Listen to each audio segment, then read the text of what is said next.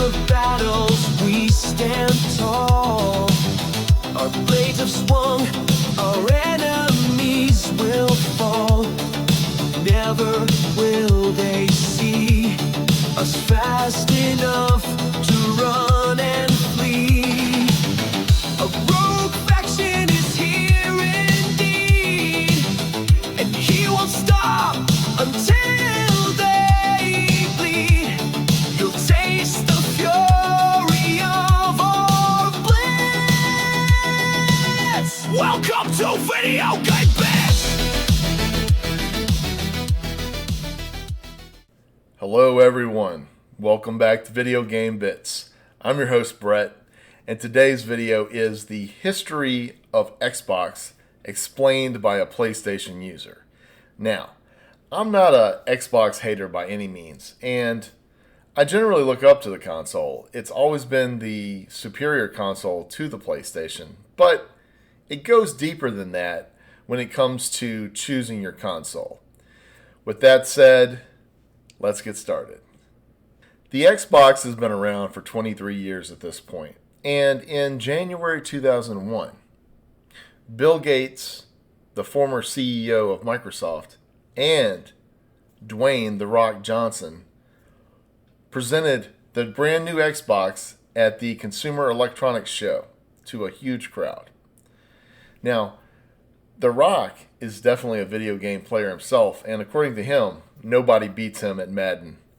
It was a great show and the first presentation of a new console on the market. Later that year in November, the Xbox released, and within the first 3 weeks, it sold 1 million units. Now, when it came out, it was immediately in competition with the PlayStation 2, the Nintendo GameCube, and the Sega Dreamcast. Now, by this point, console wars were nothing new. In fact, Nintendo and Sega had been at war for many years at this point, but eventually Nintendo won that war because Sega no longer makes consoles, they only make games nowadays. The real question here is, what makes someone choose the console that they do? And to find this out, I decided, let me ask one of my good friends from high school. So I asked him, when you were growing up, what console did you have? Did you have the Nintendo or did you have the Sega Genesis? And he said, well, I owned both, man. So I was like, thanks for helping me clear that up, Rich. No, I'm just kidding. I didn't say that, but I was definitely thinking it a little bit. I think ultimately what makes you choose your console of choice depends on your environment. You know, either your parent buys it for you because they were a video game player themselves and they have certain preferences, or maybe they didn't know about video games, so they just went with what they thought was popular. Or maybe you had some friends who had this particular console or game before you did, and so you end up asking your parent, hey, can you please buy this for me for Christmas, for my birthday, if I get good grades in school? Maybe you were just doing some work over the summer, doing some grass cutting, and you saved up a bunch of money and decided to buy it yourself when it came out.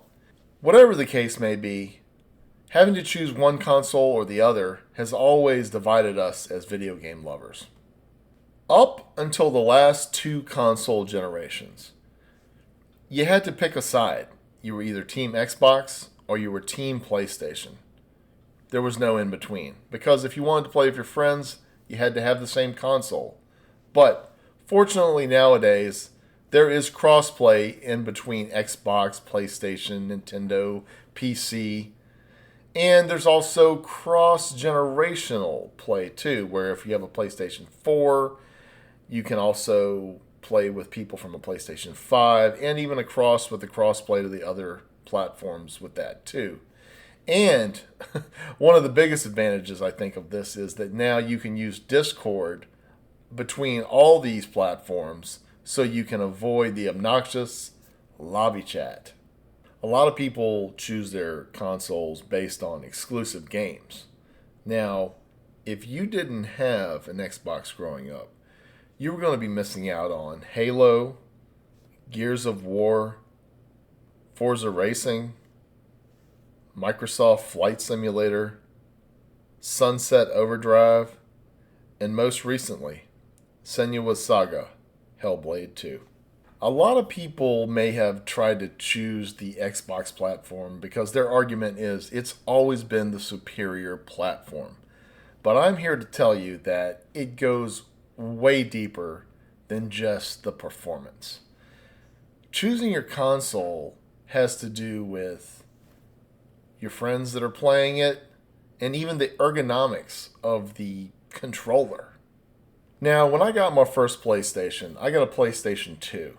And honestly, I didn't see an Xbox before I chose this. So I didn't, weigh out my options. But this is what I will say.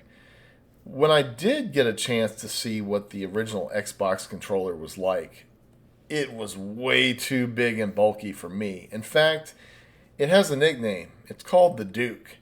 And if you had an original Xbox, you remember the Duke.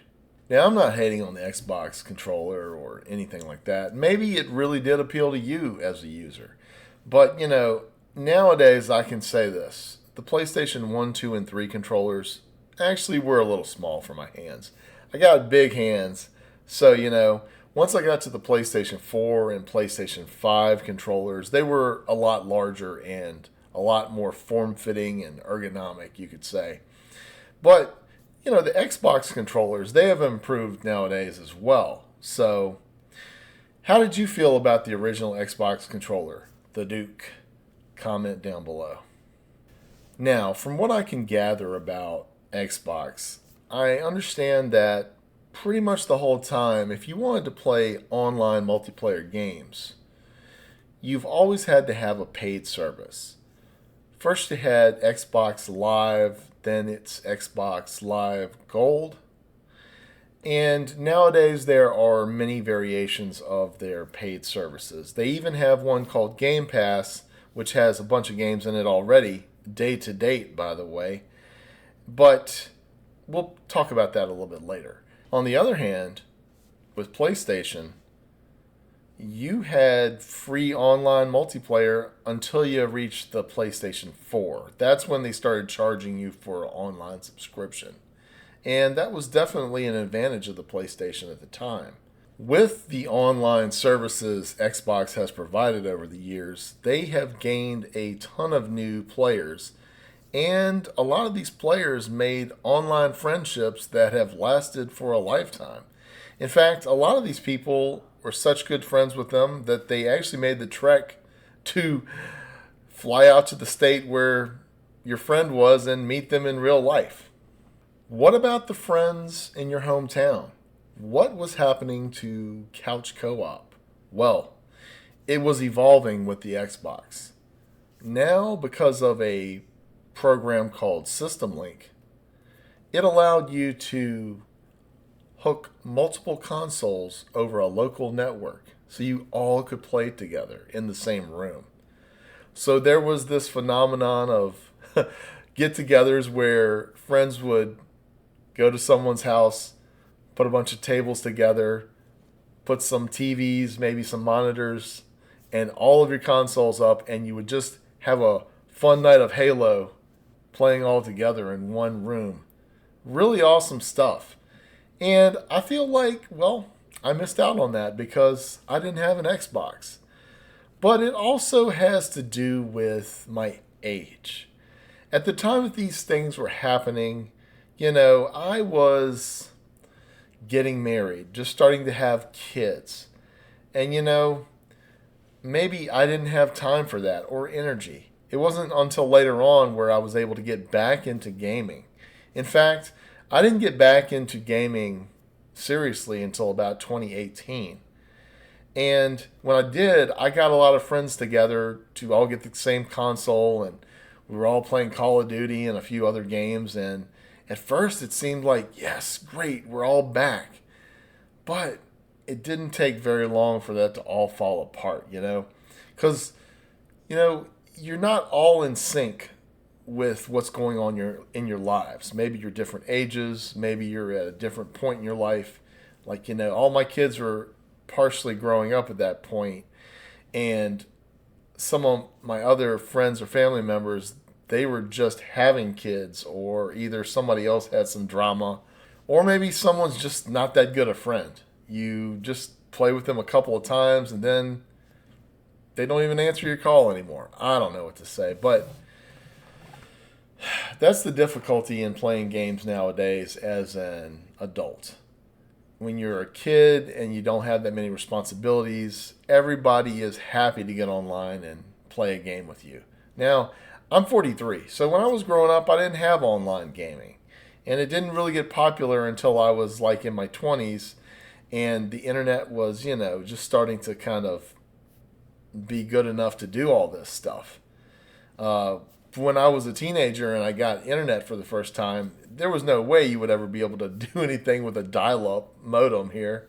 So I just kind of was born a little too early to fall in on this trend, which is kind of sad because I am a big video game enthusiast, but that's life, I guess. Now, let's talk about the Xbox 360. This is the follow-up to the original Xbox. Now, I'm pretty sure you guys know what I'm about to say. It is infamous for the red ring of death. The red ring of death plagued some of the earlier versions of this new console. And it cost Xbox a lot of money to fix it. You'd press that button. I don't know if it was for the first time, but after the first few times, this little red ring would come around your power button, and now you have a brick. You no longer have a console. So, it was still under warranty, and Microsoft came through. They paid for you to get a new Xbox 360. They fixed all of that. But guess what? It cost them $1.15 billion. Billion with a B. Yes, that is what Microsoft had to do to fix their problems with their new hardware. Now, despite having to take this loss on fixing the console, the Xbox 360 was extremely successful and sold 84 million units. They continued all their flagship titles, and the Xbox brand was still going strong. Now, I do want to share something with you here. Now, I know I told you I've never owned an Xbox, but check this out. All right. This is an Xbox One S. Pretty clean, huh? There we go.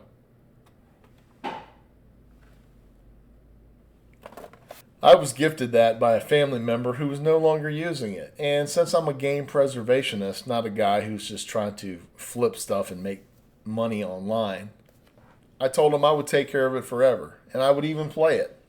One of the new accessories / gimmicks that came out on the Xbox One is called the Kinect. Now, the Kinect was a motion and voice control peripheral that allowed users to interact with their console and games using body movements and voice commands.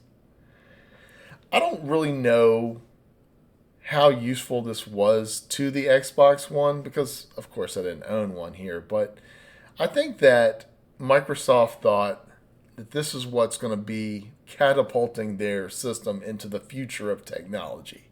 So, if you owned an Xbox One and you used Kinect, how helpful was it to you? What did you think? Comment down below. Now, the Xbox One did receive some backlash when it first started because of their policy where you could not share a physical game. Now, if I'm correct on this, once you put a physical disc into your console, and register it, it was under your account. You couldn't share that with a friend, and that's a problem because in the past, everybody had games. Sometimes your friend wanted to borrow a game.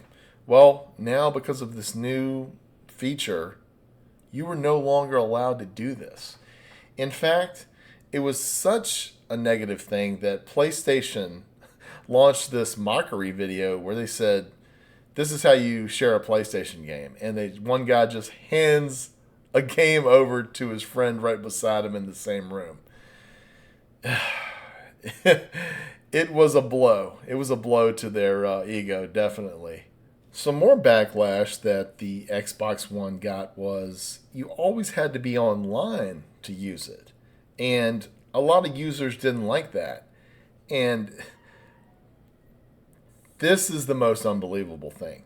The CEO at the time, Don Matrick, this guy, you would not believe what this guy said.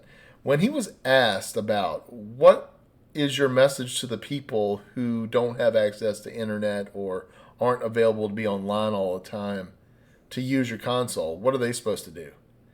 He said, well, we have a product for them and it's called the Xbox 360. So this guy had the balls to talk smack to all of his customers and said, if you are too broke to have internet, then you can go ahead and play the previous console. That was not a good look. That was not a good look. You know, it's not that people don't have the internet to be online all the time for the console. It's just, hey, you know this.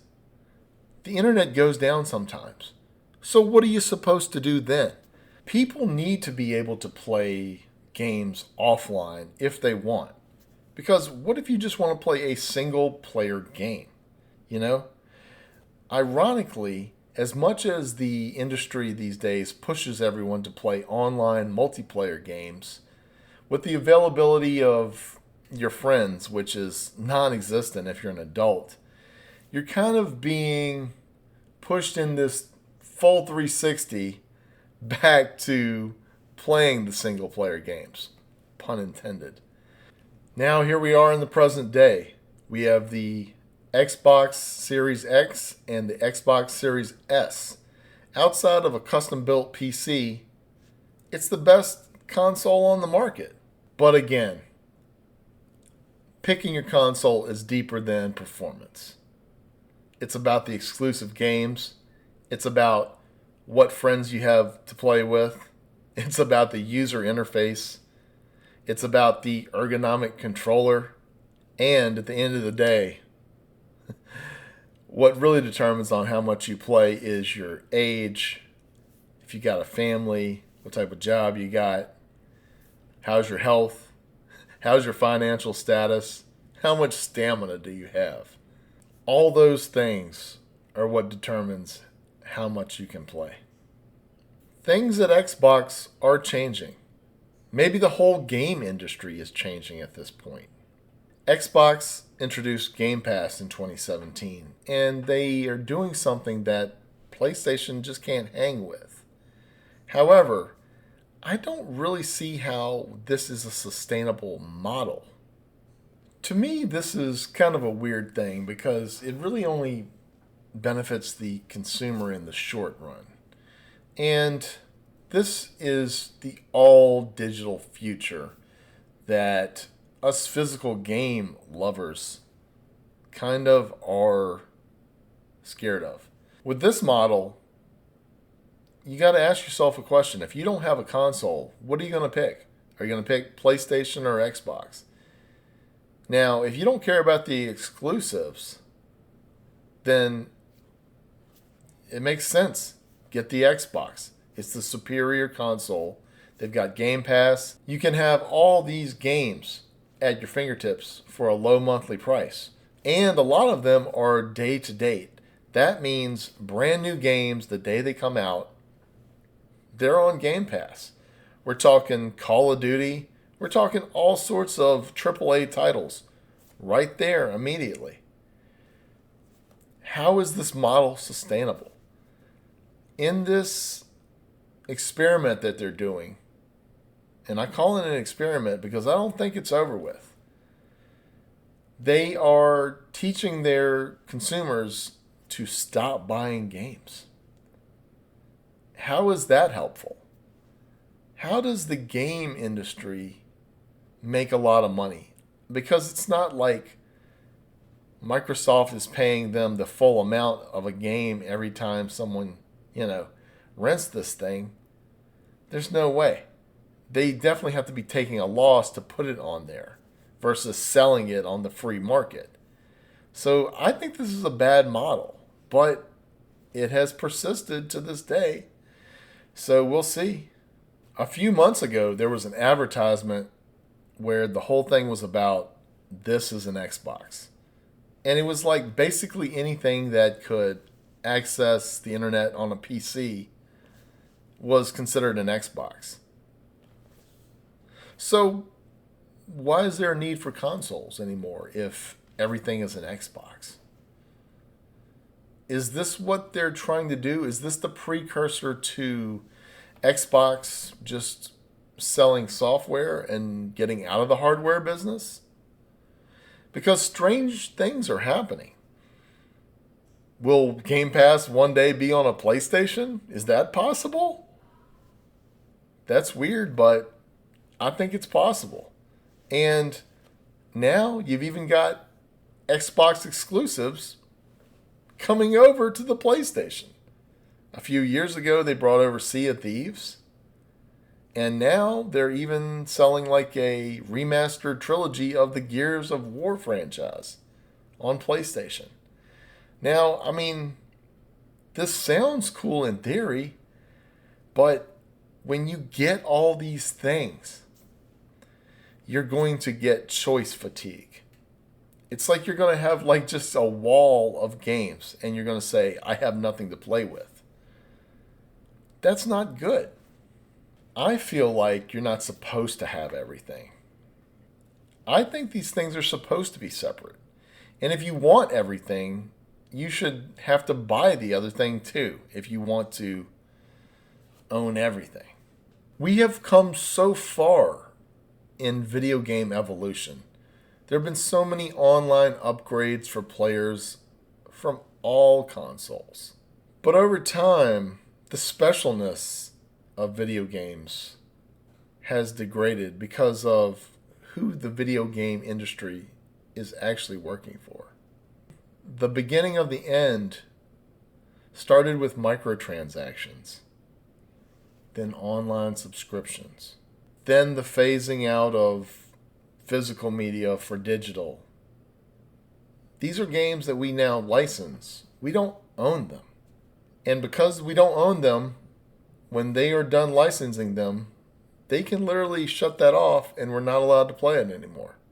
The final nail in the coffin is just the elevating of prices on the base game. They want games for $80 now with barely anything included. You got to pay for the rest.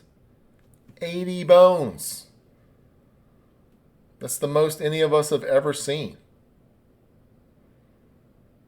I'm not okay with that. I'm not trying to make this a depressing video or anything, but when I'm giving you some information, I always want to be facing reality, giving you the facts. And I'm not happy with the video game industry nowadays because their attitude is you will own nothing and you will be happy. And I'm here to say, no, I won't. Let's make video game experience great again. Now, let's fire this thing up, check out the user interface, and maybe make a little avatar. This is foreign to me, and I'm ready to get started. Alright guys, let's get an avatar going here. I just created a new account for Xbox One, and I'm ready to get it going. I think I'm in the right place. Alright, Xbox Avatar Editor. Oh no. We no longer support Xbox Avatar Editor. We recommend uninstalling it. Damn, well that's a bummer. What the hell? Alright, what's this one? Xbox Original Avatars? Let's see what we got going here.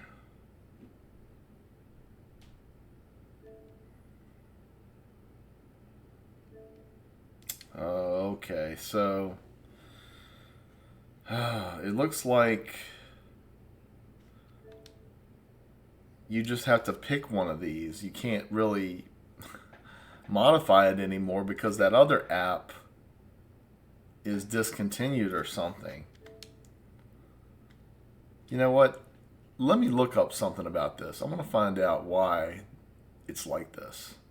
Okay, guys, I just looked this up, and I'm going to put it on the screen here, but it says, no, you will not be able to make a new avatar on Xbox One after January 9th, 2025. Microsoft is discontinuing the Xbox Avatar Editor app on that date. You will still be able to edit your existing avatar until the app is removed, but new avatars will not be possible. Man. Well, I guess I missed out on another feature because I joined the party too late, but oh well. I got myself a little profile app here. Y'all like that one? Pretty cool, huh? So, at least I was able to create that, but I guess no avatar. Well, I'm learning a lot about Xbox One today. Hey everyone, I just wanted to thank you for joining me today on my video. You made it to the end, so I really appreciate that. And if you haven't subscribed already, please do me the honor of giving me a subscription, a like, and turning on your notifications for future content. Oh, and one more thing. Always have a full loadout and never be afraid to be a rogue faction in a game full of NPCs.